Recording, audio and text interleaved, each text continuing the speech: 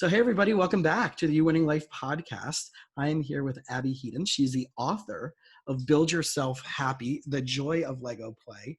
She's a graduate of the University of Oxford, and she's presently working as an editor and writer. She's written several other books, including The Power of Yes, The Power of No, Poetry First Aid Kit, and The Literary First Aid Kit. And she lives in Portsmouth, England, which is really cool that I get from the other side of the pond. And one of the cool things we were just talking about is actually how I found you, Abbie. And I just wanted to share with our listeners this really cute story is that I was at lunch, and as I told you, like I wanted to get all the news apps off my phone, which I committed to a while before that, but I wanted to see what was going on in the world, but I also wanted something that was positive. So I went on the website called goodnewsnetwork.com, and your book came up. And after reading the article, I immediately reached out to you, and now months later, I get to have you on the show. So first of all, welcome. Thank you very much for having me. Awesome. Thank you so much for being here. I know we have a little bit of a time difference, and we just worked out all of our little technical difficulties, but I'm really, really excited to be spending this time with you. So let's start back. Let's start with the book, and then we'll get into a whole bunch of other things because there's so much going on in the world. But how did this book, was this your idea? Did this fall into your lap? What's the backstory behind writing this book? Okay, I'll just wave the book at the camera. Yeah. So, I've got a copy here. It's called Build Yourself Happy. So the way it worked, it was really very much like my whole career path, a series of chance occurrences. So I went for a job at Ebury, which is part of Penguin, a few years ago, and I didn't get the job, but I did make friends with some of the staff there. And then a lady who was a director at Ebury, then she moved to DK, and they're the official publishers of Lego. And we'd already met at a few events, and we'd had this interview that I didn't get, but we kind of had a good rapport. And then she sent me an email saying they were going to put that she was working with Lego on this concept for a book about Lego and mindfulness, and would I be interested in writing some sample text for it and putting something together. So I did, and then the book developed into less about calm and mindfulness and more about play and joy. And so the short answer is it fell into my lap, but through a series of happenings that led me to make it fall into my lap, if that makes sense. Mm-hmm. Totally makes sense. You find like these type of things, like I'm a big law of attraction person. I happen to be a therapist, but I really do believe like the psychology and the neurology behind the law of attraction is so cool, especially when it comes to falling into the right places at the right time, right? The right experiences at the right time. So a lot of it's mindset, a lot of it's positive thinking, right? And all these things. Have you found like throughout your career, because being a writer, being an editor, right, you have to really burst through and make yourself stand out compared to the millions of other people out there, right? How has like your mindset allowed you to do the things that you love doing? Because I'm assuming not only do you do this for work, but I'm assuming there's a passion that's connected. Yeah. So Yeah. how's that mindset played out for you? I think there must be some people who have a plan how I'm going to get from A to B, that I want to start. I'm going to be an intern, I'm going to be a junior something, and then a middle ranking something, then I'm going to be like boss of everything. And it seems to me that there are some people that have this kind of linear arrow-like path. Yeah. And I've just never had that. I've been like more of a pinball person. I've been more like, oh, this looks quite interesting, and then maybe that thing looks quite interesting, and it means that like I'm not ahead of everything, but I've had quite a nice time experimenting with different things. And I wouldn't say that I've attracted the most, like the highest achievement in life. I haven't been like a director of a large department, but I think I have been quite open to different experiences, and I've always, if there's a chance to learn something new, I've always taken it. And if there's a chance to go into a room of people to meet them, even though I've always found that quite anxiety inducing, I've had times when I was kind of shaking outside the door thinking, I would like to just go home now. But I've forced myself into the room, and I've found that by taking the step into the room and smiling at someone and having a conversation, that can lead to good things happening.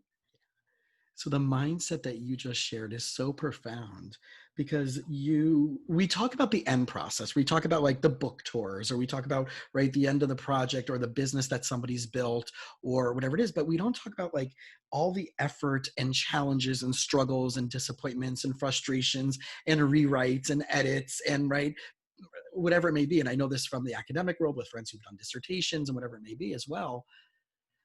How, like, the ego side of things, right, the, like you just said, like getting into a room, being uncomfortable, not giving up, making yourself go to the next step, pushing yourself, like, was there times throughout this process, even for this book or other books, where you're like, yep, nope, I'm done, I'm shutting down this project, I'm a fake, I'm a phony, they're going to see right through me, all that, right? Has that ever shown up for you?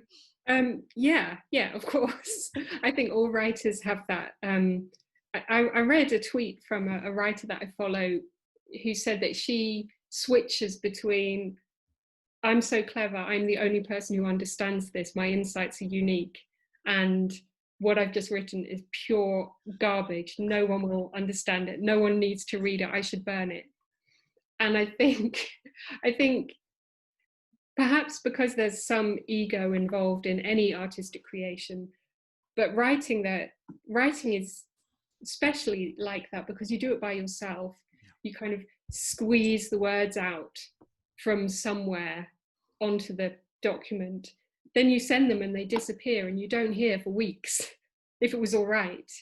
So you go through, it was great, oh, it's very bad, no, maybe it was great, no, it was probably terrible. And you're all alone, you do it by yourself, so that's more intense. If you're in like a sports team, you all know if it was good or bad, but you're by yourself, so just you're kind of staring at yourself. I can see the metaphors in when it comes to like relationships, that it's exactly the same thing, right? Right now we're talking, it's a time of the pandemic where a lot of us are isolating, and there's all these really cool things that are going on that like maybe people are trying to connect with each other more, whatever it may be. And I'm hearing this because I'm in a bunch of these like Facebook singles groups, and like one of the moderators who I'm friends with of one of the groups is like, here are the rules. If you reach out to someone and they don't respond back to you, just because we're all isolating doesn't mean they don't have stuff that they're doing in their life already. So be patient, don't keep it, right? But a lot of what you're talking about shows up in the patterns of human relationships at all levels, right? Whether it's with a friend, whether it's with a loved one, whether it's romantic relationships, definitely in business, right? You put out a business thing and you don't hear back right away. I love that, like what you're saying as an author and as a writer is the same in all human dynamics. So it's a really powerful lesson that we can all take away. And as I go back through the titles of the book, how like deeply psychological they are, which of course, right, play is supposed to be like letting yourself go and being in the moment, very mindful. But like I just wanted to go through some of the chapters of the book. So the first one is like getting into the zone, right? Very mindful. Close your eyes, find your balance. What's your actual default style, and then thinking about what all the possibilities can be. How do you relax? How do you time, like how do you separate yourself from everything going on so you can be focused? Build for joy, just have fun with it. And that literally my last therapy call was all about, if you're not enjoying what you're doing in this whatever, then right, if it's not joyful, then whatever it may be, sleep and relaxation, and then connecting pieces, connecting friends. So like being a child again, right? So all of these things are so deeply psychological, and it's all through the metaphor of playing with Legos. Yeah, it's funny because there's something I have to admit, I'm surrounded by Lego show and tells here, and I know it's a podcast, but I brought a few things to like wave in front of the camera. Please.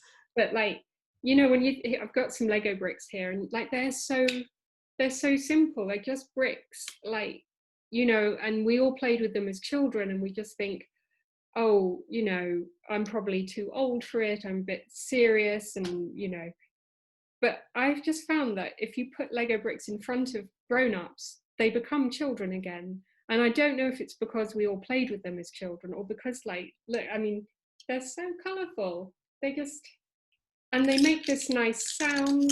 They kind of sound like the sound of playing.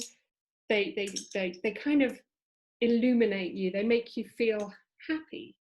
And as soon as you start building, they become something, like without you meaning to. You build something that looks like something. And so then when I was putting ideas together for the book into chapters and then into activities, like I just found these quite profound ideas coming out. Like, what if you noticed that? And one thing I always do is I always build very symmetrical. And so my things they always balance. And I thought, well, what if you try breaking that and build some things that don't make sense? Like, and I mean, also I found if you put eyes on something, here's one I built last week. Oh, that's awesome. It's a little, just for anyone who's on the podcast, it's a little robot. And if you put googly eyes on anything, it could just be a square thing, you put googly eyes on it, or you put a flower on its head, it becomes cute. Yep. Like, without the flower, it wouldn't be quite so cute. And like, it's got a propeller, so you know it's a robot. Obviously. Right, obviously. but like, it's really easy to give a personality to a thing. You can give it a little face, you can give it wavy arms, you can give it legs. And like, at first I had the legs both sticking out the same way, and then I made the legs stick different ways, and it has more character. And I'm not saying there aren't any rules, but like, once you start playing, you start thinking, oh, I could do the arms this way, or I could give it legs. This one doesn't have legs that move, but you could probably give it legs that move. Well, the quote that's coming to my mind is, I think it's a phrase from Deepak Chopra, which is, it's the realm of infinite possibilities. Mm-hmm. Right. And as I'm sitting here thinking, and I'm like, this is literally a whole modality, right? There's the whole play therapy world for children. Mm-hmm. And like we were talking about before, that like you probably can't go into a children's play therapy type office without finding Legos. But there's no like, there are people who come up with like creative little interventions. But like, I'm sitting here thinking about this, where a kid has a fear, or a kid has a phobia or nightmares, and you say, hey, you know what, let's build what it would look like. Yeah. Right. And Mm-hmm. then they build it, and it's like, they like, yeah, I'm like, why is it so afraid? Well, like, you know, it's not nice, and it's sharp, and whatever words you can come up with. And then I'm thinking, exactly as you're talking, let's put some googly eyes on it, and Yeah. a flower hat. And Mm-hmm. right, all of a sudden it's like, doesn't become scary anymore. So I'm sitting here when I'm reading this book, and I reach out, like, I didn't realize that, like I thought it was like, okay, it's really cool, it's very mindful, it's very zen, right? But for people out there listening, they're like, oh, it's not cool to be playing with Legos. There's so many therapeutic things that when we return to play in our life, and Legos is one of the most amazing ways of doing it, right? Is that you're going to tap into so many things, and you can start off with something and end up somewhere else, right? Like you said, you can break your own rules. Mm-hmm. But I'm wondering also, for like parents, if you're listening out there and your kid is going through something that's frightful, I challenge you, go bring the Legos out and say, can you build what you think it looks like in your mind? And then go and then add the eyes, and go and add a flower hat, and go add, and like, okay, and then see what happens with that. So just something really, really cool that you just, what you just shared with us. So first of all, thank you for that. Like, cause right, again, infinite possibilities out of something that you never thought. So for you, like, what has been like some of the most like therapeutic resources for you? Like you just said, like, I realized I do everything linear. So what was it like? What was that challenge like, that brain? Like, cause I know, like, you know, when our brain hits a limit of like our thinking, it starts to hurt. Right. And so that's Yeah. what we know, like neurologically, I like that, I believe, is our neurological pathways that are Mm-hmm. actually breaking and rewiring and refiring.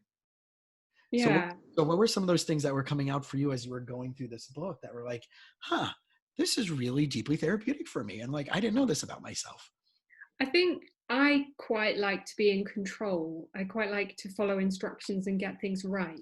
Like, in my life, like lots of people, you know, I tried to do well at school. I tried to get praise from the teacher and tried to get full marks on maths tests and things. And so I think the thing that's most fun or challenging for me is to take pieces and put them together in a completely random, unthought out way, and then see what comes next, but without a plan. And then go, oh, well, maybe I could build a bit on the side, or, you know, to kind of build really freely. Because I guess a lot of us, when we go through education and our career, especially I think this happens more and more as you become an adult. It's always, did you do it right? Did you do it well enough? Did everyone see you do it right? And what I love, like your quote about infinite possibilities, is if you're playing Lego by yourself, or with friends, but like especially by yourself, give yourself the freedom to do something where there's no right. And even if there was a right, like I want to build a tree, well, maybe it doesn't come out looking like a tree. But it doesn't matter, you're just playing. And I just think that that's the challenge for adults. And kids don't have that at all. Like kids will build something that doesn't look like what they say it is. And then they'll say, oh, it's a monster, it's a robot. And you'll go, is it? But they can see it. Yeah. And as adults, we have to like unprogram all that. Is it right? Yeah. Did I do it right? Was it good enough? Was it better? You know, and just go. Well, that's where that inner critic, right, comes from. And I was reading a book, I can't remember the name of the title, but it's a book on running. It's a whole running modality book. And they say that when you watch children run, their body mechanics are literally the most natural, free-flowing, efficient way of running. And then as life hits us and we're told how we have to run in class and we have to do this, and our body starts tightening, and we lose that, we start getting more constricted and we lose that natural mechanics. I think you're hitting on that, right? That we are told either by a parent or by a teacher that like, no, that's not the right way. And our creativity, and then that inner critic starts coming in. That maybe we're going to be wrong. Maybe we're not going to make them happy. Maybe we're going to disappoint somebody.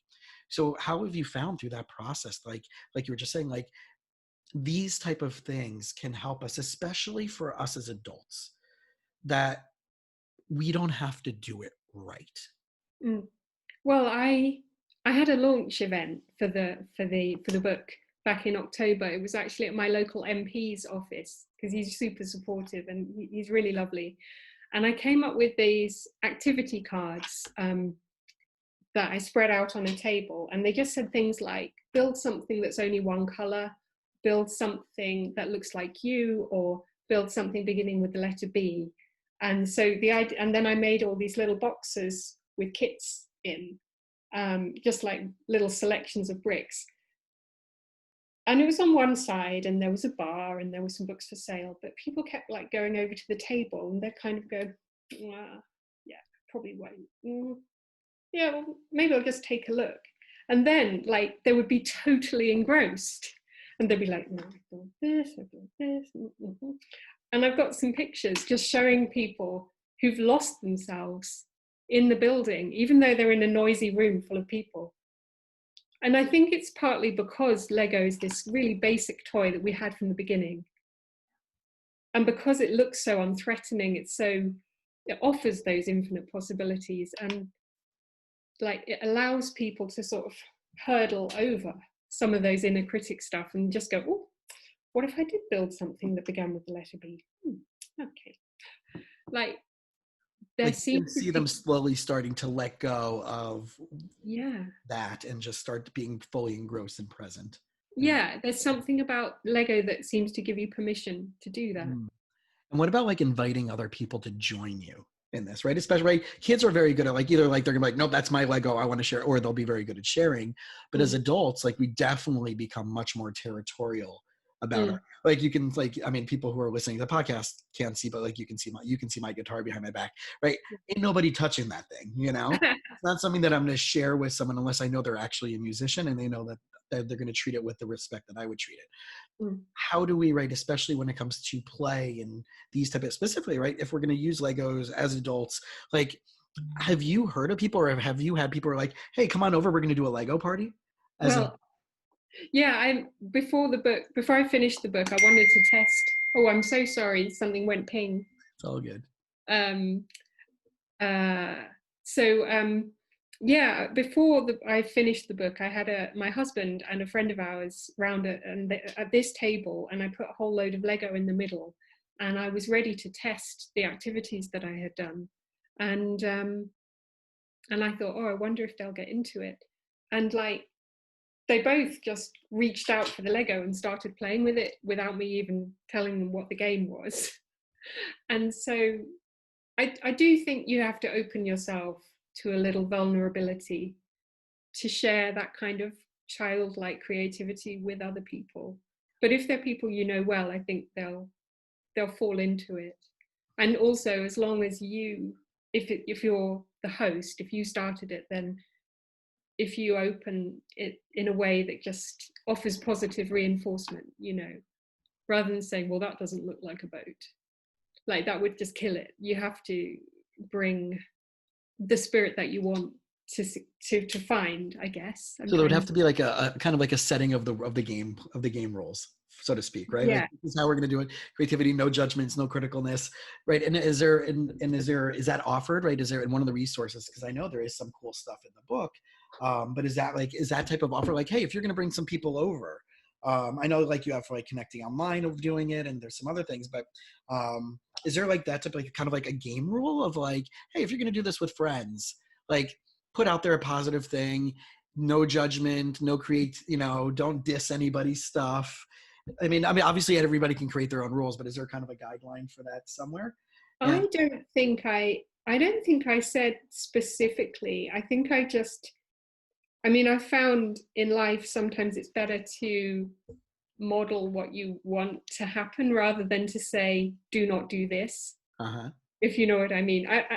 In the opening chapters of the book, I set out the idea that there's no wrong, that play is about like saying yes and that kind of principle of improvisation. Like I talk about that in terms of getting into the zone, and then when I talk about the games you do with friends, I'm just having a quick look and I can't see anything saying don't criticize the others, but I think everything I've said is about what you find in each other's play and how you celebrate it. So Right. hopefully it's implied. Well, I'm thinking about like the people who are like those control freaks, right? And like, no, this is the right way. No, that's the right way. And then like, I can again like there's so many therapeutic ramifications for this where it goes just beyond like doing like play from my perspective, right? Play therapy, but like bringing this to adults in a session, especially couples. I can how much right? I can imagine sitting there with one of my couples if I was back in session, right? Not doing everything virtually right now, and being like, okay, guys, taking one of those ideas, right? I want you to build something with the letter B. Go. Mm. And then watch them engage with each other. And then use that as an intervention to see, right? There's so many like, this is like the brilliance. Like I find like why, again, like I told you, like I was so excited to reach out to you. It's like the simplicity of this, like at the level, it's like just playing with a toy as an adult. Yeah. Whatever it may be, right? It could be art, right? I grew up in the 80s, so like He-Man or my G.I. Joe, right? All this stuff that like, is probably worth $1,000 if I sold it, right? if I can find it in one of my parents' houses. But like the fact that like on a deeper, and as I was going through this book and enjoying like just the headings of the titles of like how much I find that it's related to like mindfulness and meditation and being zen and therapeutic and these things of like it's so much safer for people to use an externalized toy to do that healing than it is for them to like maybe go to a therapist or go to the gym or go read a self-help book. That in a way, did you realize that you were writing a self-help book? I mean, you're talking about happiness, but like an inner peace, and it says it right there on the back of the book. But did you like was part of your mindset is this is a self-help book, but I'm going to kind of squeak it in under the radar? I think it's definitely over the border into self-help land. Yeah, I think so. But not, I mean, Lego won't solve all your problems, but like if you have some niggles, if you have some things that you would like to sort of look at or try to resolve them, I think Lego could be part of it. Especially, I think, we're in quarantine now, and we're socially distancing. Loads of people are alone. I'm really lucky. I live with my husband, so like we have each other to entertain.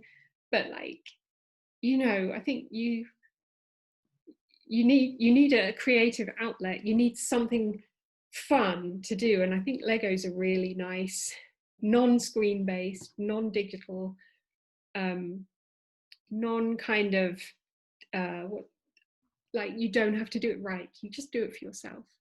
And it's very tactile and very sensory oriented. I know there's, when you're talking at the beginning about the noise and the feel, there's a whole new up thing of this like like for people, I think it's ASMR, right? Where it's Mm. very, right? And I mean, that is a whole another like 5 episode conversation. But the tactileness, the sensoriness, right? If people have sensory integration issues, or right, just the feel, like you said, like putting those in your hands will probably bring you back to the play of to the place of childhood. I think so. Yeah, it brings you to, yeah, it brings you into the moment Right. in a way, and that's comparable to mindfulness. I think I searched for the word mindfulness. I think we used it once in the whole book, because, as I mentioned at the start, we started with calm, and this book was done in collaboration with the headquarters of Lego in Denmark. And like, I got some really detailed, useful feedback from them, and they were like, yeah, we want to steer away from calm and towards joy. And so they wanted to steer away from the idea that if you play with this book, like, you'll be able to solve your problems. Right. Towards, if you play with this book, you'll have more fun, more joy, and like in brackets, that might help solve your problems. Yeah. Well, that goes back to what we were saying before about this like law of attraction mindset. And I love sharing this example because it's so apropos to what you're saying. It's like if we go into a pizza place and we order a pizza, we don't tell them what we don't want. We don't say, I don't want anchovies, I don't want mushrooms. We talk about more what we want, which is right, you want a pizza that's going to taste good to you. Don't tell me about the pizza that doesn't taste good to you. And I do believe that philosophy is so brilliant of whoever specifically said that, I think gets it, where it's like, focus more on the things that give you joy, the things that give you pleasure, the things that are more fulfilling, the things that are more in alignment, the things that are playful, the things that make you laugh more. And you're not going to have the time, effort, and energy to waste your time on the things that give you headaches. Yeah, I think that's such a good point. And like, I think there's something about all creativity and all art that relates to that. Because like, I read a quote by Philip Larkin. He's a poet who was, I think he was around in like the 60s and 70s. And a lot of his poems are really miserable, like famously miserable. And yet, I think that I heard a quote from him saying that all poetry is itself a positive act. Like, to take the time to write the poem, to put that sort of sad feeling into a poem and publish it, like, that's an intensely positive thing to do. So, like, all art, even the art that's quite sad, like, all art is positive in that way, and all creativity, like the creative impulse, if you're expressing something sad or something happy, like, it's all positive. Do you see what I mean? Yeah, because you're getting it outside of you. You're not keeping it stored. You're not shoving it down, right? It's that whole the feelings buried alive never die. Right. Yeah. And there's a word that's on the tip of my tongue. Like, you're enabling it. You're giving it value. You're giving it presence in the world. Right. And you're also I externalizing think it, there's right? Like we one were word for talking. that. Yeah. Well, you're also like, we're going back to the kid of like using that like a phobia. Like you're taking it outside of you and making it something tangible. It's not like I'm depressed, I'm sad, I'm angry. It's the feeling of anger, the feeling of sadness, the feeling of despair, right? And you're taking it outside of you so you can look at it from multiple perspectives and multiple angles, just like you would do from a Lego, right? You can move it around, you can, right? Or a Rubik's Cube or whatever it may be. It's no longer something that's like, this is mine, it's in there and I can't get it out, right? I have to emotionally exercise it. Now it becomes a little bit more manipulative, to be able to manipulate it in a positive way. So I think that's actually in the therapeutic world, they call that externalization, and Right. the Yeah. really, really big therapeutic intervention to do with people. So one of the things that I know is probably as much on the positive side of everything we talk about, and what the average parent would, you're a parent when in the middle of the night you're walking around in your living room without the light on and all of a sudden there's a sharp pain in the bottom of your foot and you've probably stepped on a Lego, right? Yeah. So so let's get in for a few minutes on the pleasure of sorting and putting away your books. Okay, so this was suggested to me by my editor at DK. So we were talking about Marie Kondo. Is she big in America? He Yeah. is. Anybody who has a Netflix special that becomes is apparently, Yeah. it may not be the book, it will be the Netflix special. But like, Marie Kondo's been huge here too, and there's something very therapeutic about sorting out your stuff, knowing where it is, and I think when, like, at the moment the world is unknowably strange and difficult, and I personally am finding a sort of strange dissonance between how pleasant my life is and how scary the news is. And as you said, you were talking about, I think before we started recording, about um, like looking for the good news and maybe steering away from the news, you know, because it can bring you down. I am coming to the answer.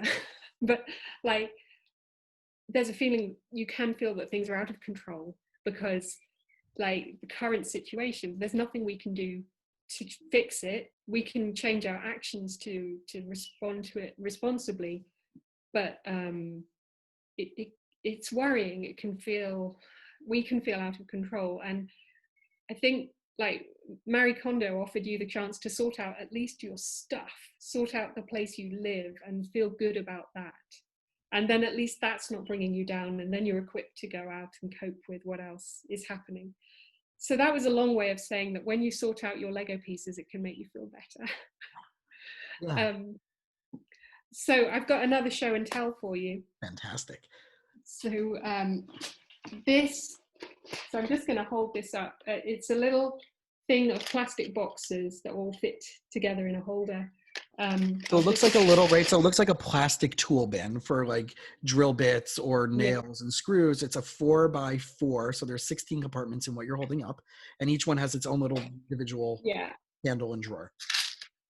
Yeah. And on each one comes out. And it was from a hardware shop. Perfect. There you go. Yeah. So one day I just started sorting out the pieces into individual pots. So like this one has like kind of cog shaped pieces in it. So you could build a Roman column with them, or you could make robot arms out of them. And they're all very similar in the color scheme in those. So it's not, those are more of the khaki white and beige type, right? Yeah. And this one has got eyes, and I'm not sure what those black things are. They could be ears, but like, basically it's got eyes and ears in it. Then I've got one, I think this, you might like this. It's got hats, hats and flippers. So like, just the act of going through your pieces and just like sorting them, it can just make you feel, it can be oddly happy making. That's all I can say.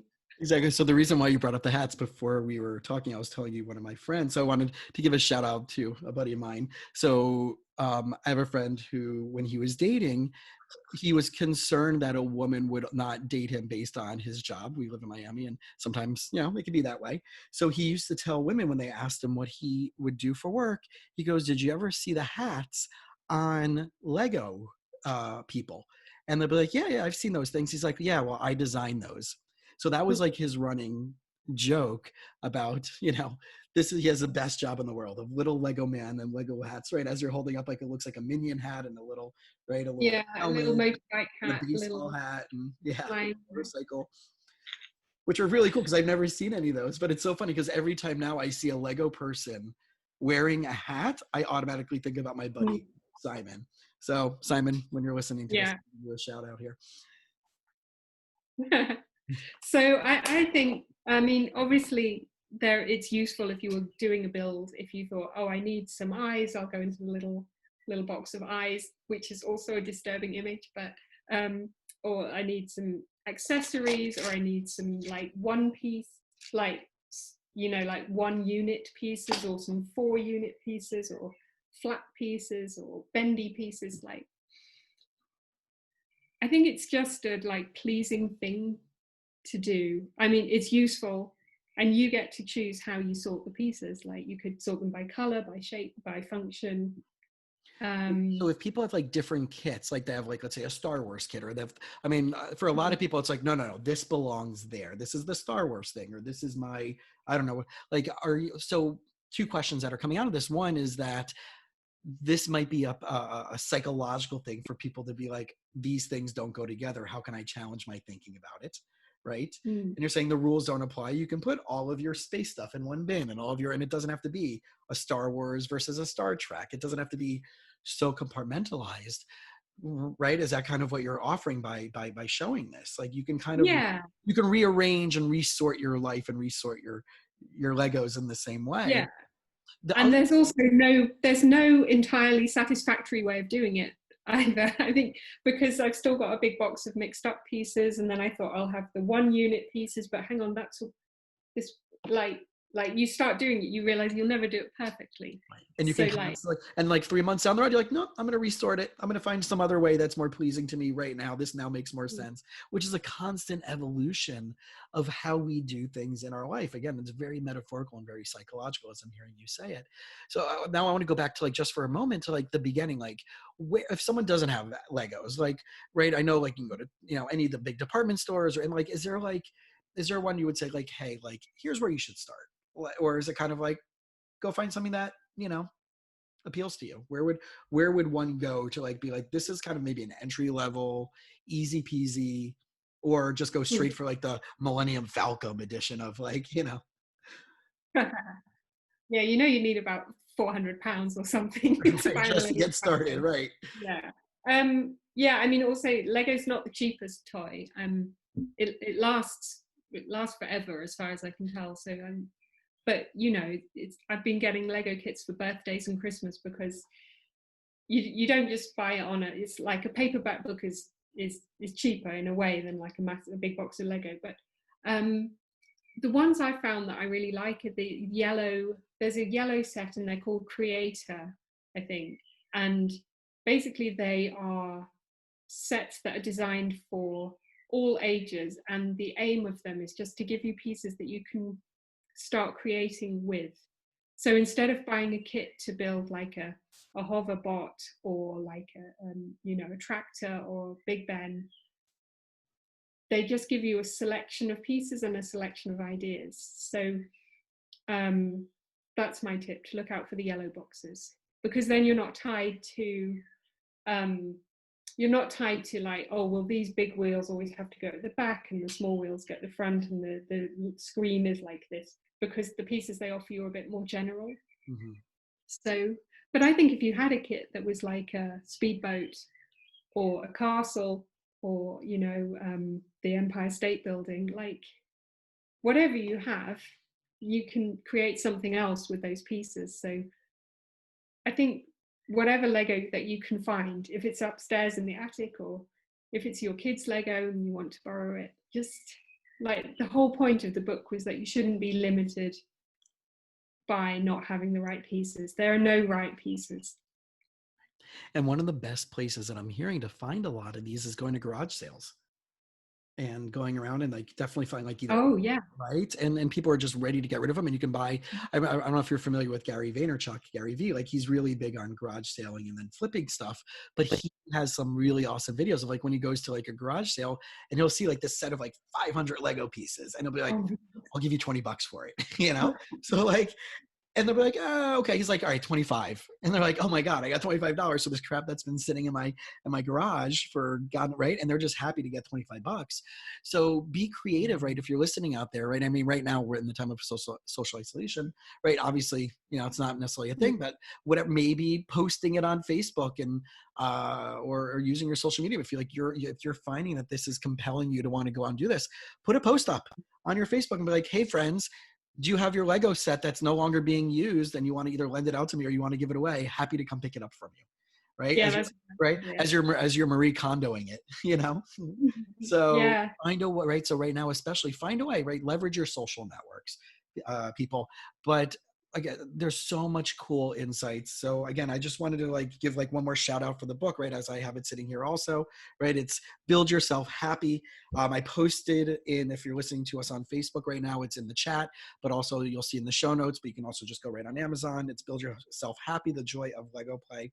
And before we go, is there anything like, whether it's about the writing process or this specific book or something else in your life that you feel like I would be remiss if I didn't share this with your listeners. And I really would want them to like maybe like walk away with something Oh, that like, wow. something that like off the top of your head, you're like, you know what, this is kind of like my on one foot thing. If I can like give this over, this would be really useful. Is there anything that comes to your mind? Okay, yeah, thank you. Thank you for giving me enough time to come up with the one foot Yeah. thing there.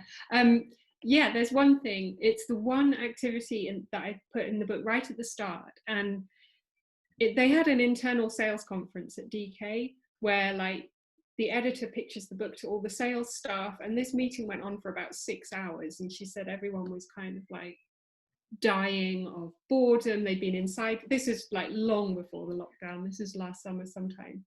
And one of the activities in the book is about building with your eyes shut. So you take a selection of pieces and you close your eyes and you just put them together. And you don't know what it's going to be until you open your eyes. And she said that everyone was given a small bag of Lego and everyone started doing it. And she said the energy in the room completely changed because they just thought it was hilarious. There was something odd about closing your eyes in a room full of people. There was something like odd and ridiculous about building something that you can't see. And then you open your eyes and you find out what it is. And it's like nothing you would ever build because like you couldn't see it and it doesn't make any sense. But it could be something. And that little bit of play, that little bit of risk, she said like the whole room was re-energized and they were all laughing. And so that's my one tip. If you have some Lego, try building with your eyes closed. Awesome. Awesome. So for everybody out there, if you've gotten any value from today's episode with Abbie, please go out and get her book. It's a fun, easy read. Like I think it maybe took me less than like an hour and change to go through it. And so many awesome things. Now to do the stuff that's in the book will take you, right? There's some really incredible applicable things that like you right. We've been talking about the psychology and the joy, literally, right? That the book is called The Joy of Lego Play. And there's so many really cool things that you share with people that you can do, that we can do with our Legos. And there's some stuff about like establishing routines and so much that will help make our life much more joyful. So if you're out there and you found value in this, please go out and treat yourself to this book, especially again, if we're in social isolation. Now's a good time to treat yourself to some good gifts and to the people you love some good gifts. So Abbie, thank you again for spending time with us today. Congratulations on this book. And I very much look forward to having you and continuing this conversation again in the future for perhaps the next. Is there another project that you're working on that's in the works? There isn't one at the moment, but yeah, there could be. Who knows? Yeah. Awesome. Thank you so much for having me. My absolute pleasure. We'll talk again soon.